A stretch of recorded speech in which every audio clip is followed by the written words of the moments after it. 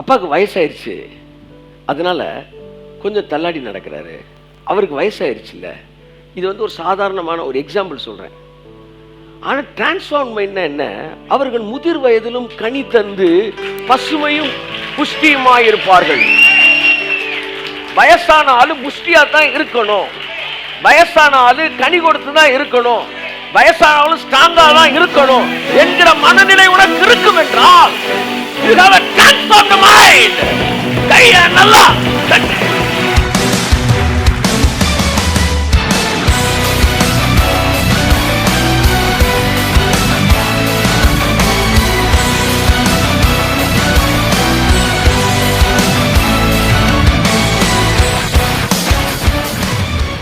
கிறிஸ்தவர்களில் ரெண்டு குரூப்.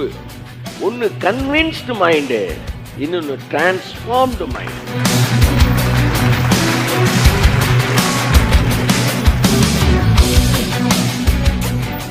ஆனா டிரான்ஸ்ஃபார்ம் மைண்ட்னா என்ன? அவர்கள் முதிர் வயதிலும் கனி தந்து பசுமையும் புஷ்டியுமாயிருப்பார்கள். வயசான ஆளு புஷ்டியா தான் இருக்கணும், வயசான ஆளு கனி கொடுத்து தான் இருக்கணும், வயசான ஆளு ஸ்ட்ராங்கா தான் இருக்கணும் என்கிற மனநிலை உனக்கு இருக்கும் என்றால் you have a transformed mind. கைய நல்லா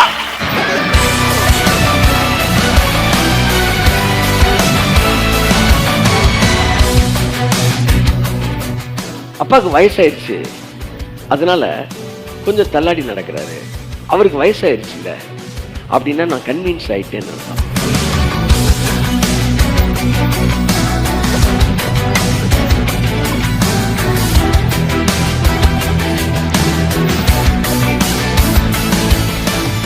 இந்த உலகம் சொல்லுகிற ஒவ்வொரு வார்த்தையும் என்ன கன்வின்ஸ் பண்ணுது, ஆனா வேதம் சொல்லுகிற ஒவ்வொரு வார்த்தையும் என்ன டிரான்ஸ்ஃபார்ம் பண்ணுது.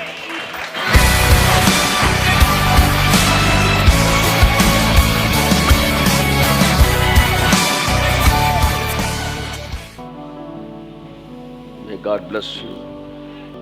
சிலர் சொல்லுவாங்க, சின்ன சின்ன விஷயங்கள்லாம் நீங்கள் ஒரு நாத்தியவாதி ஒருத்தர் சொன்னானா, ஒரு ஆத்தியவாதியை பார்த்தீங்க பாருப்பா, உன் லைஃப்பில் வந்து நீ எதுக்கோ ஜோம் பண்ணுற அந்த நேரம் பார்த்து யதார்த்தமாக ஒன்று நடந்தது.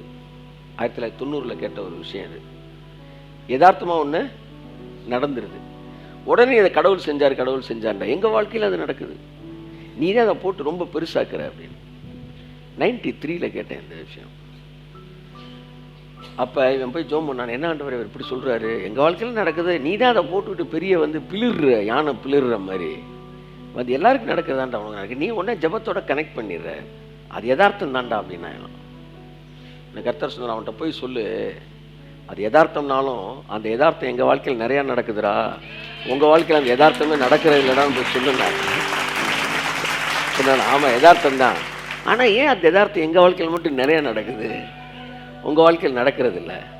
பாசிட்டிவ் மைண்ட் செட்டு நல்லா தெரிஞ்சுக்கங்க. எலியா சொன்னான், போய் மழை வருதான்னு மேகம் இருக்கான்னு பாடுறான்னா, அவன் இல்லை சார்னா விடலை, அவன் இன்னொரு தடவை பாடுறான்னா, அவன் திரும்ப பார்க்குறான், இல்லை சார்னா போடா போய் பாடுறான்றான். அதாவது ஊரே இல்லைன்னாலும் உலகமே இல்லைன்னாலும் தேவன் மேலே நம்பிக்கை இருக்கிறவன் வர்ற வரைக்கும் பார்ப்பான். ஆமென் ஆமென் ஆமென். அதனால் திரும்ப பாரு கடைசியாக போய் பார்த்துட்டு, சார் எவ்வளோ பெரிய வானம், அவ்வளோ பெரிய வானத்தில் ஒரு உள்ளங்கை அளவு எல்லாம் சொல்லுங்கள் ஒரு மேகம் வருது சார்னா. 6 தடவை பெசிமிஸ்டாக இருந்தவன் எலியா போட்ட ப்ரெஷரில் ஆப்டிமிஸ்டாக மாறிட்டான். அது வரைக்கும் வெறும் வானத்தையே பார்த்தவன் கடைசியில் பிறகு எதையும் பார்க்காட்டி விட மாட்டார் போலன்னு ஏதாச்சும் ஒரு தெரியுதான்னு பார்த்து உள்ளங்கையை பார்த்துட்டான். உள்ளங்கை மேகம்னு என்னங்க, இந்த நாயர் கடையில் விற்கிற வடை மாதிரிங்க, அது வடை சைஸுக்கு ஒரு மேகம் வருது. எல்லாம் வெறும் வானத்தை பார்த்தான், எலியா மட்டும் அந்த மேகத்தை பார்த்தான். பார்த்துட்டு சொன்னா, வேகமாக போயிரு, பெருமழை ஒன்று அடிக்க போகுது அப்படின்னா. என்ன ஒரு ஆப்டிமிஸ்ட் பாருங்க. ஒண்ணுமே இல்லாதப்ப அதுக்குள்ள இருக்கிற ஒரு நல்லதை பார்த்து அங்கதான்டா கர்த்தர் நிற்கிறார்னா. உனக்கு பார்க்க தெரியல, உனக்கு ஒரு மேகம் இல்லையா, கையளவு மேகம் இல்லையா, பக்கத்துல சப்புன்னு ஒன்று கொடுத்து கேளுங்க, கையளவு மேகம் இல்லையா, கேட்கலையே சவுண்டு சப்புன்னு வந்துடும். பெரிய லெவல்லலாம் உங்களுக்கு தெரிய வேண்டாங்க. பெரிய லெவலில் பார்த்தா முனுசாமி குப்புசாமி நம்புவோம் சார். நாங்களாம் ப்ராஃபிட் சார். எங்களுக்கு பெரிய லெவல் தேவையில்லை, எங்களுக்கு சின்ன லெவல் இருந்தாலே. ஆமாம், நீங்கள் ஒரு தீர்க்கதரிசி. சட்டுங்க கையை. ஒரு நாட்டை செழிப்பாக்குவதற்கு எங்களுக்கு உள்ளங்கை அளவு அடையாளம் போதுமானது. ஆமேன் ஆமேன் ஆமேன். ஏன்னா இம்யூனிட்டி லெவல் எங்களுக்கு கூட இருக்கு. ஒரு டோஸ் லைட் அப்படி ஏற்றினாலே நாங்கள் ஜகதகன் ஹல்க் மாதிரி ஆயிரும்.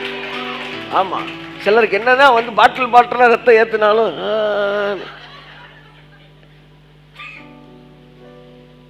என் அன்புக்குரியவர்களே, அந்த உள்ளங்கை அளவு மேகம் அடையாளம் அவனுக்கு அவனுடைய விசுவாசத்தை வர்த்திப்பதற்கு போதுமானதாக இருந்தது. அதை கொண்டு அப்படியே கன்வெர்ட் பண்ணி அப்படியே ஒரு தேசத்துக்கு மலையை அள்ளி தட்டிட்டான். நான் சொல்றேன், உனக்கு மேல ஒரு உள்ளங்கை மேகம் நிக்குது, இப்பவும் நிக்குது. இயேசுவின் நாமத்துல நிக்குது நிக்குது நிக்குது நிக்குது. அந்த மேகத்துக்கு நன்றி சொல்லு, நன்றி சொல்லு, நன்றி சொல்லு, நன்றி சொல்லு, நன்றி சொல்லு.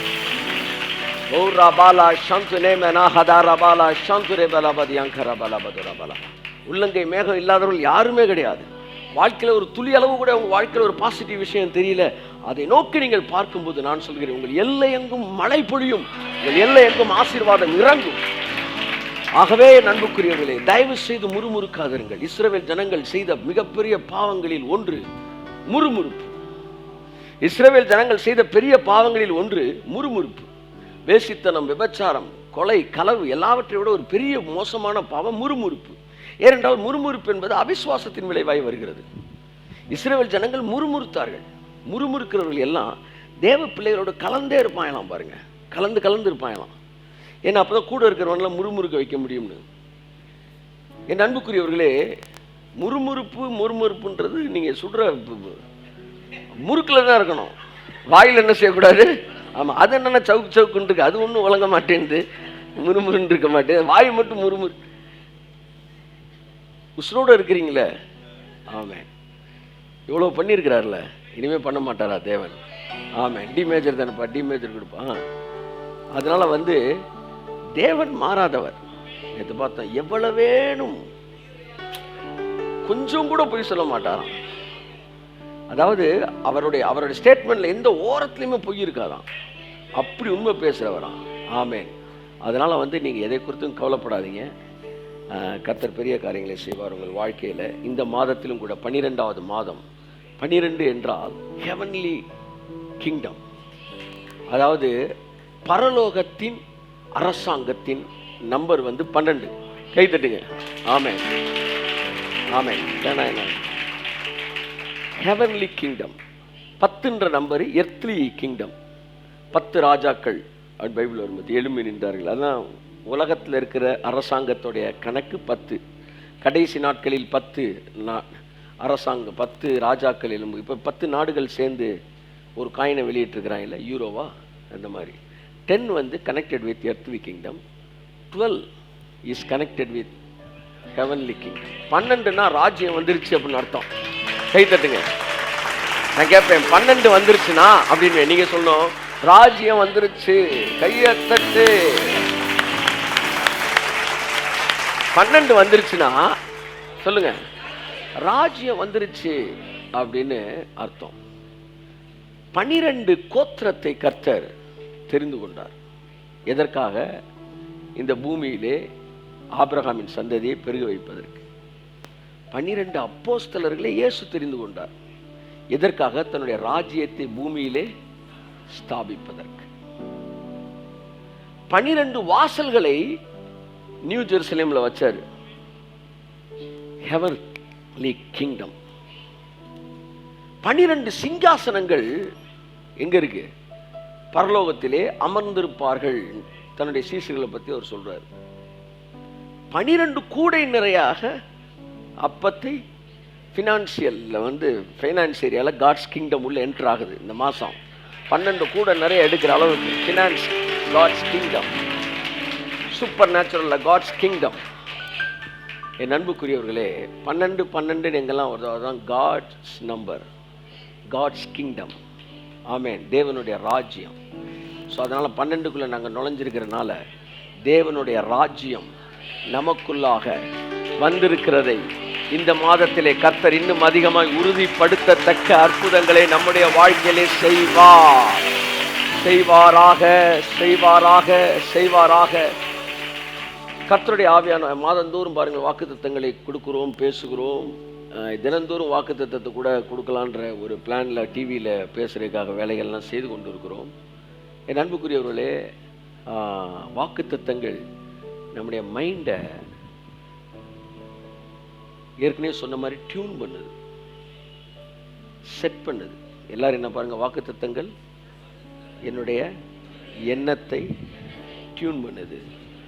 தேவையில்லாத விஷயங்களை நோக்கி என் எண்ணங்கள் சிதறாதபடிக்கு வாக்குத்தத்தத்தை நான் கேட்பதினாலே என் எண்ணங்கள் அந்த வாக்குத்தத்தத்தோடு ஒரு புள்ளியிலே ஒருமுகப்படுத்தப்படுகிறது. அதுதான் ஃபஸ்ட்டு பிளெஸ்ஸிங். வாக்குத்தத்தத்தை பெறதுக்கான பிளெஸ்ஸிங் என்னென்னா, உங்கள் மைண்டு ஃபோக்கஸ் ஆகுது, உங்கள் மைண்டு டியூன் ஆகுது, உங்கள் மைண்டு கனெக்ட் ஆகுது. ஓகே, அதனால் தேவையில்லாத சத்தம் உள்ளே வராமல் இருக்குது. வாக்குத்தத்தம் பெற்றவன் ஒரு மாதத்துக்குள்ளே கடந்து செல்கிறதுக்கும் வாக்குத்தத்தத்தை பெறாமல் ஒருத்தர் மாதத்தில் கடந்து செல்கிறவனுக்கும் நிறைய வித்தியாசம் இருக்குது. இல்லை பைபிளில் இருக்க எல்லாமே எங்களுக்கு தான் சொந்தம், அதனால் எதையுமே நாங்கள் யோசிக்கிறது இல்லை என்பதல்ல, எல்லாமே சொந்தம் தான். ஆமென். என்கிட்ட 4 கார் இருக்குது அப்படின்னு வச்சுக்குவோம். வச்சுக்குவோம், நாளைக்கு இருக்கும், அது வேறு விஷயம். 4 காரை எடுத்துகிட்டு நான் வெளியே வர முடியாது, இல்லை நான் ஒரு காரில் வர முடியும். வாக்குத்தத்தங்கள் எல்லாம் எனக்கு ஆமென் என்றும் இருக்கிறது. அப்போ இந்த மாதத்துக்கு நான் வாக்குத்தத்தை பேசும்போது என் மைண்டு அதில் கனெக்ட் ஆகுது, என்கேஜ் ஆகிடுது. அதனால் வேறு சத்தம் வர்றதில்லை. Devil tries convincing my mind, but God is transforming my mind. பிசாசு உங்கள் மைண்டை கன்வின்ஸ் பண்ண பார்க்குறான், ஆனால் தேவனும் உங்கள் மைண்டை டிரான்ஸ்ஃபார்ம் பண்ணுறாரு. ஒரு விஷயத்தை நீங்கள் நல்லா புரிஞ்சுக்கணும். இந்த உலகத்தில் இருக்கிற சத்தங்கள் எல்லாம் உங்களை இந்த உலகத்துக்கு ஏற்றாற் போல கன்வின்ஸ் பண்ண பார்க்குது. ஆனால் தேவனுடைய சத்தியம் எல்லாம் உங்களுடைய மனசை தேவனுக்கு ஏற்ற மாதிரி டிரான்ஸ்ஃபார்ம் பண்ண பார்க்குது. உங்களில் 2 பேர் தான் இருக்கிறீங்க. இந்த ஒரு 400 பேர் இருக்கீங்கன்னா இதில் 2 குரூப் தான் இருக்கீங்க. ஒன்று கன்வின்ஸ்டு மைண்டு, இன்னொன்று டிரான்ஸ்ஃபார்ம்டு மைண்டு. கையத்தட்டு. ஆமாம், இந்த வருஷத்தில் நீங்கள் கேட்ட மிக முக்கியமான சத்தியங்களில் இந்த சத்தியத்தை சேர்த்துக்காங்க. கிறிஸ்தவர்களில் 2 குரூப்பு. ஒன்று கன்வின்ஸ்டு மைண்டு, இன்னொன்று டிரான்ஸ்ஃபார்ம்டு மைண்டு. எல்லாம் சொல்லுங்கள், convinced mind, transformed mind. Convinced மைண்டுனா இந்த பூமியில் இருக்கிற மக்கள் என்ன பேசுகிறார்களோ அதற்கேற்ற மாதிரியே கன்வின்ஸ் ஆகிடுறது. அவன் ஜபிப்பான், பைபிள் வாசிப்பான், பைபிள் இருக்கிறதுலாம் அவனுக்கு தெரியாது, பேசுகிற பேச்செல்லாம் கன்வின்ஸ்டாகவே இருக்கும். வயசாயிட்டார்ல சார், அதனால் கொஞ்சம் தள்ளாட்டமாக இருக்குது. இது ஒரு சாதாரண வார்த்தை தானே, அப்படின்னா நான் கன்வின்ஸ் ஆகிட்டேன்னு அர்த்தம். வயசாயிருச்சுல, அதனால் அவருக்கு நடக்க முடியல. இது தப்பே கிடையாது. நம்ம எல்லாருமே 100% பேர் இதை பேசுகிறோம், 99 பேர் பேசுகிறோம். அப்பாவுக்கு வயசாயிருச்சு, அதனால் கொஞ்சம் தள்ளாடி நடக்கிறாரு, அவருக்கு வயசாயிருச்சுல்ல. இது ஒரு சாதாரணமான ஒரு எக்ஸாம்பிள் சொல்கிறேன். ஆனால் டிரான்ஸ்ஃபார்ம் மைண்ட்னா என்ன? அவர்கள் முதிர் வயதிலும் கனி தந்து பசுமையும் புஷ்டியுமாய் இருப்பார்கள். வயசான ஆளு புஷ்டியா தான் இருக்கணும், வயசான ஆளு கனி கொடுத்து தான் இருக்கணும், வயசான ஆளு ஸ்ட்ராங்கா தான் இருக்கணும் என்கிற மனநிலை உனக்கு இருக்கும் என்றால் you have a transformed mind. கைய நல்லா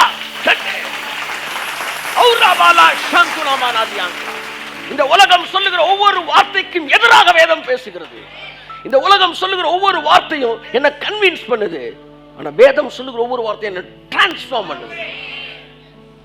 Devil is convincing my mind by giving the worldly secular informations, but God is transforming my mind by giving Bible revelations and truths. அதனால தான் சர்ச்சுக்கு வரன்றது ரொம்ப முக்கியமானது. ஒரு வாரம் நீங்க வரலனா நீங்க உலகத்தோட இன்ஃபர்மேஷன்ல கன்வின்ஸ் ஆகுறீங்க, ஆனா ஒரு நாள் இங்க உட்காரும்போது தேவனுடைய வெளிப்பாடுகள்ல டிரான்ஸ்ஃபார்ம் ஆகுது. உங்கள் தகப்பனார்களை, உங்கள் தாயானவர்கள் எவ்வளவு வயதானா இருந்தாலும் நீங்கள் என்ன சொல்லணும்? அவங்களுக்கு வயசாயிருச்சு, அதனால இந்த வார்த்தையை நீங்கள் பயன்படுத்த கூடாது. இன்று முதல் நான் சொல்லுகிறேன். ஆமாம், உங்கள் பெற்றோர்கள் வயதானவர்களாக இருந்தாலும் சொல்லுங்கள், அவர்கள் முதிர் வயதிலும் கனி தந்து பசுமையும் புஷ்டியும் சொல்லுங்களேன் இருப்பார்கள். எவனொருவன் தன் தகப்பனுக்கும் தாய்க்கும் விசுவாசத்தை ஆப்ரேட் பண்றானோ அவன் லைஃப்ல விசுவாசத்தை ஆப்ரேட் பண்றது ஈஸியா இருக்கும். எங்க அப்பாக்கே ஆப்ரேட் பண்ணிருக்கேன். ஆமா, எங்க அப்பா 90 வயசுல இப்படி நடந்தாருன்னா நான் 100 வயசுல இப்படி நடந்துகிட்டு இருப்பேன். ஏன்னா நான் ஏற்கனவே ஆப்ரேட் பண்ணி பழகிட்டேன். ஆனா உங்க அப்பா அம்மாவுக்கு நீங்க ஆப்ரேட் பண்ணலன்னு வச்சுக்காங்களேன், அவங்களுக்கு எதை ஆப்ரேட் பண்றீங்களோ அதுதான் உங்களுக்கு ஆப்ரேட் ஆகும். உங்க அம்மா அப்பா வயசாயிட்டாங்கன்னு சொல்லும்போது நீங்களும் வயசாகும்போது அதே சத்தம் தான் உங்களுக்குள்ள வரும். வயசாயிருச்சுல. ஆனால் அங்கே நீங்கள் அக்செப்ட் பண்ணாமல் ஃபைட் பண்ணி நோ, நான் வேர்ட் ஆஃப் காடை தான் விசுவாசிக்கிறேன் சொல்லி சொல்லி சொல்லி ப்ராக்டிஸ் பண்ணும்போது உங்கள் வயசு வரும்போதெல்லாம் கேஷுவலாக தட்டி விட்டு போயிட்டு இருக்கு. ப்ராக்டிஸ் பண்ணுங்க. அது அவங்களுக்கு ஆசீர்வாதம் இருக்குதோ இல்லையோ, அடுத்து உங்களுக்கு ஆசீர்வாதம்.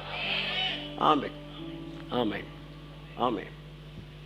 நீங்கள் சொன்னது பேசுனது நீங்கள் எடுத்த எல்லா பாயிண்ட்டும் 85 வயசில் உங்களுக்குள்ள ஓடும். சக்கன்னு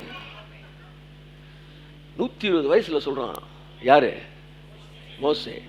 எங்கள் ஆயுசு நாட்கள் 70 வருஷம், பலத்தின் மீதால் 80 வருஷம் எழுதிட்டு அவன் 120 வயசில் சொல்கிறான், என் கண்கள் இருள் அடையவில்லை, நான் யுத்தத்திற்கு போக்கும் வரத்துமா இருக்கிறேன். நம்மள வயசான எங்கடா அந்த வாக்கிங் ஸ்டிக்ன்றோம்.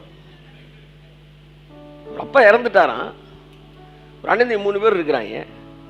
ஒருத்தன் சொல்றான், நீ அல்ற காசு நிறைய வச்சிருக்க, நீ அடக்கம் பண்றதுக்கு நீ நிறைய காசு போடு. இவன் சொல்றானா, என்கிட்ட இருக்கு, ஆனா நீங்க தான் தின்றுருக்கீங்க, உட்காந்து அறிவு கட்டத்தனம் பேசிட்டு இருக்கிறீங்க. ஏன்டா வாங்கி நல்லா தின்னீங்க, இப்ப கையில இருந்து காசு எடுக்கிறீங்க, நல்லா யோசிக்கிறீங்க, வெக்கமா இல்லை உங்களுக்குலாம்? காசை கட்டி பிடிச்சிட்டு சாகுங்கடா அப்படின்லாம் திட்டிட்டு, ஏண்டா பெத்த அப்பனுக்கு செலவழிக்க தெரியல உங்களுக்கு? ஏண்டா நீங்களாம் வாங்கி நல்லா தின்னீங்க, அப்பனுக்கு செலவழிக்காம அந்த காசை கட்டி பிடிச்சி கல்ட்டையில் சாகோட போறீங்க, செலவழிச்சு பழகுங்கடா அப்படின்னு அவன் திட்டான். உடனே நடுவில் இருக்கிறேன்னு சொல்றான், என்ன திட்டிக்காங்கடா. ஆமா ஆமா, சொர்க்கம் மதுவில்ன்ட்டு அப்படியே போயிட்டு இருக்கோம். இப்படி ஒரு மாதிரி இவங்களுக்குள்ள பஞ்சாயத்து நடந்துக்கிட்டு உடனே நடுவில் ஒரு டெட் பாடி இருக்கு. டக்குனு உங்க அப்பா எந்திரிச்சானா, இன்னைக்கு ஒருத்தனும் சண்டை போடுவான்டா, அந்த வாக்கிங் ஸ்ட்ரீட்டுக்கு எடுங்கடா, சுடுகாட்டுக்கு நான் நடந்தே வந்துடுறேன்டா. அந்த மாதிரி நம்மளாம் வயசான உடனே அந்த வாக்கிங் ஸ்ட்ரீட் எங்க இருக்கு அப்படின்னு தேடுறோம். ஆனா மோசே அந்த கத்தி அந்த அந்த வாழை எங்க வச்சு ஏறான்றான். எடுறா அமெரிக்கன் படம் எடுத்து ஏறா, 120 வயசுல அந்த கத்தி ஏறான். ஆறுறா நீங்க கையா தட்டி. நல்ல மனிதர்களை மனதில் வைத்திருக்க வேண்டும். ஆமா, நல்ல மனிதர்கள் மனதில் வைத்திருக்க வேண்டும், நல்ல சாட்சிகளோடு இணைக்கப்பட்டிருக்க வேண்டும். எடுறா அந்த கத்தி என்றான். எழுதுறாரு, எனக்கு அடைக்கலமாக கொண்ட உன்னதமான கர்த்தரை உனக்கு தாபரமாய் கொண்டாய், ஆகையால் பொல்லாப்பு உனக்கு நேரிடாது, வாதை உன் கூடாரத்தை அணுகாது. அந்த வசனத்தை வாசிமா. எனக்கு சங்கீத 91:9 எனக்கு அடைக்கலமாய் இருக்கிற உன்னதமான கர்த்தரை உனக்கு தாபரமாக கொண்டாய். 120 வயசு வரைக்கும் என்ன கத்தி எடுத்துட்டு ஓட வச்ச அதே கடவுளை தான் நீ கும்பிடுற. ஆமா சார், அப்ப கவலையப்படாத. ஆகையால் முக்கியமான வார்த்தை என்ன? Connecting word, conjunction. எது? ஆகையால் எனக்கு அடைக்கலமாய் இருக்கிற உன்னதமான கர்த்தரைத்தான உனக்கு தாபரமாக கொண்டிருக்கிற. மோசே பார்த்து கேட்கிற, என் சாமியை தானே நீ கும்பிடுற? எல்லாம் பாருங்க, என்ன பாருங்க, அவன் கேட்கிறவங்கள பார்த்து, என் சாமியை தானே கும்பிடுற? அப்ப எனக்கு அடைக்கலமாய் இருக்கிற அந்த கர்த்தர் உனக்கு தாவரமாய் கொண்டிருக்கிற. ஆகையால் இனி கவலையே படாத. ஆகையால் பொல்லாப்பு உனக்கு, வாதை உன் கூடாரத்தை. கரங்களை தட்டி கர்த்தருக்கு நன்றி சொல்லு. This is what transformed mind. Transformed mind. உங்க மைண்ட் ஒன்று கன்வின்ஸ்டு மைண்டாக இருக்கணும், இல்லை டிரான்ஸ்ஃபார்ம்டு மைண்டாக இருக்கணும். டிரான்ஸ்ஃபார்ம்டு மைண்டாக இருந்தால் இந்த உலகத்தில் நீங்கள் கன்வின்ஸ் ஆக மாட்டீங்க. அதுக்கு தான் வந்து அப்பப்போ தலையை தோட்டிட்டு போகணும். எங்கே வந்து? சர்ச்சில் வந்து. ரொம்ப முக்கியமானது. ஆமாம், தலையை தோட்டிட்டு போகணும். இல்லாட்டி உங்களை கன்வின்ஸ் பண்ணிடுவாங்க. கொஞ்சம் அசையாமல் உட்காந்தா எறும்பு கூட புத்து, கரையான் கூட புத்து கட்டிடும். ஆமாம், கொஞ்சம் அசையாமல் இருந்தீங்கன்னா கரையான் கூட பார்க்க ஒன்றும் அசையாமல் இருக்கானே புத்து கட்டிடும். அதனால் அடிக்கடி நீங்கள் you have to transform your mind by receiving the revelations of God. நான் முதிர் வயதிலும் சொல்லுங்க கனி தந்து பசுமையும் புஷ்டியுமாய் இருப்பேன். என்னுடைய பெற்றோர்கள் முதிர் வயதிலும் கனி தந்து பசுமையும் புஷ்டியுமாய் இருப்பார்கள். ஜெனரேஷன் எதிர்த்து நம்ம போராடிக்கிட்டு இருக்கிறோம். 4000 வருஷங்களா 6000 வருஷமா அந்த தேசத்தில் உலகத்தில் நடக்காத காரியங்கள் நடக்கும் இப்படி பேசிக்கிட்டு இருக்கிறோம். ஆமாம், தொடக்கத்தில் ஒன்றும் தெரியாத மாதிரி தெரியலாம், ஆனால் தெரிஞ்சு தான் ஆகணும். ஆமாம், வெளியே வந்து ஆகணும். வில்லியம் கூட எடுத்தோடனே போலீஸ் வெளியே வந்துரு, உன்னை சுற்றி போலீஸ் ரவுண்ட் அப் பண்ணிட்டு வராமல் தான் இருக்கிறான். அப்புறம் 4 சுடு சுட்ட உடனே என்ன செஞ்சிடறான்? வெளியே வந்துடும். வந்தால் சார் ஆகணும், வேறு வழியே இல்லை, வந்து தான் ஆகணும். எரிக்கோ கோட்டை பட்டணத்தின் மதில்கள் 7 நாள் சுற்றி வரப்பட்டு விழுந்து தான் ஆகணும். விசுவாசத்துக்கு முன்பாக மழை பெயரும் என்பதல்ல, மழை பெயர்ந்து தான் ஆக வேண்டும், பெயர்ந்து தான் ஆக வேண்டும். ஸோ ஆகவே அன்புக்குரியவர்களே, தேவனுடைய வார்த்தையை பெற்றுக்கொண்டு நீங்கள் உங்கள் வாழ்க்கையில் நிச்சயமாக பெரிய காரியங்கள். எதற்காக நம்ம எல்லாம் போகிறோம்? வேத வசனம் வந்து நம்முடைய வாழ்க்கையில் மேனிஃபெஸ்ட் ஆகிற ஒரு காலத்துக்குள்ளே வந்திருக்கிறீங்க. எதிர்பாருங்க, மேனிஃபெஸ்டேஷன். ஆமேன், மேனிஃபெஸ்டேஷன், மேனிஃபெஸ்டேஷன், ஆமேன், மேனிஃபெஸ்டேஷன். ஸோ என் அன்புக்குரியவர்களே, ஸோ உங்கள் மைண்டு டிரான்ஸ்ஃபார்ம்டு மைண்டாக இருக்கட்டும்.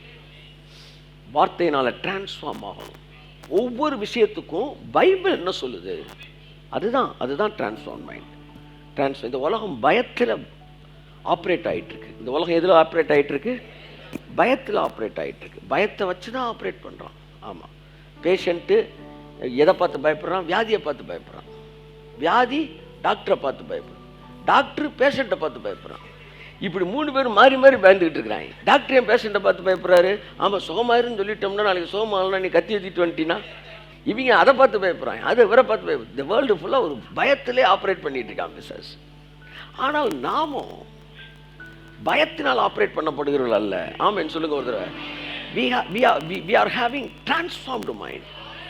அப்போ we have to be connected with the word which transforms us. உங்களை எத்தனை பேர் வசனத்தோடு இணைக்கப்பட்டிருக்கிறீங்க? சொல்லுங்க. பஸ்ஸில் ஏறினீங்கன்னா மேலே ஒன்று தொங்குது இல்லை, கம்பி, அதை பிடிச்சிக்கோங்க. இல்லாட்டி பிரேக்கை போட்டான்னா கண்டக்டர் கையில் வைக்க சில்லறையை தட்டி விட்டுருவீங்க. அதுக்கு தெரியுது இல்லை, அந்த அறிவு இருக்குல்ல. அங்கே போனால் கம்பியை பிடிக்கணும், இங்கே வந்தால் வசனத்தை பிடி. அவன் பிரேக்கை போட்டால் நம்ம கும்புனா நாங்கள் வசனத்தில் இருக்கிறோமே. Be connected with the word of God. வசனத்தை பிடிக்காதனால தான் ஒரு பிரேக் அடித்தோன்னு டமால்னு அடிச்சு. ஆமாம், அன்னைக்கு ஒருத்தர் பின் சீட்டில் இருந்தவன் நான் பிரேக் அடித்த உடனே இங்கே வந்துட்டான் கியர் போடுறதுக்கு. இல்லடா ஜபத்தருனா நீ என்ன? வசனத்தோடு இருந்தோம்னா ஆமாம், நான் அதிகமாக அசைக்கப்படுவது இல்லை. நான் உங்களுக்கு இந்த வருஷத்தின் கடைசியில் சொல்கிறேன், உங்கள் வாழ்க்கையில் ஒவ்வொரு பகுதி, உங்கள் பிள்ளைகளை குறித்த வசனங்கள், உங்கள் பெற்றோரை குறித்த வசனங்கள், உங்கள் மனைவியை குறித்த வசனங்கள், உங்கள் கணவரை குறித்த வசனங்கள், வேதம் என்ன சொல்லுது, என் லைஃப் எப்படி டிசைன் பண்ணப்பட்டிருக்கணும், எதிர்காலம் எப்படி இருக்கு, என் ஆரோக்கியம் எப்படி இருக்கணும், என் இருதயம் எப்படி இருக்கணும், என் நுரையீரல் எப்படி இருக்கணும், என்னுடைய சுவாசம் எப்படி இருக்கணும், என் பார்வை எப்படி இருக்கணும், எல்லாம் பைபிள் என்ன சொல்லுது. 120 வயசில் கண் இருள் அடையவில்லை. நீ என்னடான்னா பைபிளை வாங்கின உடனே இப்படின்றாங்க. என்ன டைரக்டர் மாதிரி லாங் ஷாட் போயிட்டீங்க நீங்க. பரவாயில்ல, தப்பு இல்லை. ஆனால் என்ன செய்யணும்? மைண்டு டிரான்ஸ்ஃபார்ம் ஆகணும். இது உங்களை குற்றம் சுமத்துவதற்கல்ல, உங்களுக்குள்ள இருக்க வைராக்கியத்தை உயர்த்துவதற்கு. அடுத்த ஒரு வருஷத்தில் உள்ள இருந்து குறைஞ்ச ஒரு 10 கண்ணாடி 20 கண்ணாடி கலரணும். 20 பேர் கண்ணாடியை கழட்டி வைக்கணும். அன்புக்குரியவர்களே, உங்களுக்கு எதிராக பலவிதமான காரியங்கள் தெரிந்தாலும் ஒன்று புரிந்து கொள்ளுங்கள், 12 என்ற எண் தேவனுடைய ராஜரீகத்தை குறிக்கிறது. 12 means God's kingdom. God's kingdom. வாசிப்போம் ஏசாயா 52ஆம் அதிகாரம் 7ஆம் வசனம். சமாதானத்தை கூறி நற்காரியங்களை சுவிசேஷமாய் அறிவித்து ரட்சிப்பை பிரசித்தப்படுத்தி உன் தேவன் ராஜரிகம் பண்ணுகிறார் என்று சீயோனுக்கு சொல்லுகிற சுவிசேஷனுடைய பாதங்கள் மலைகளின் மேல் எவ்வளவு அழகாயிருக்கின்றன. இந்த வசனத்துக்காய் கரங்களை தட்டி கர்த்தருக்கு நன்றி சொல்லுவோம். கர்த்தருடைய ஆவியானவர் சொல்லுகிறார், உன் தேவன் ராஜரிகம் பண்ணுகிறார். ஆமென் சொல்லுங்க. ஆமென், ஆமென்.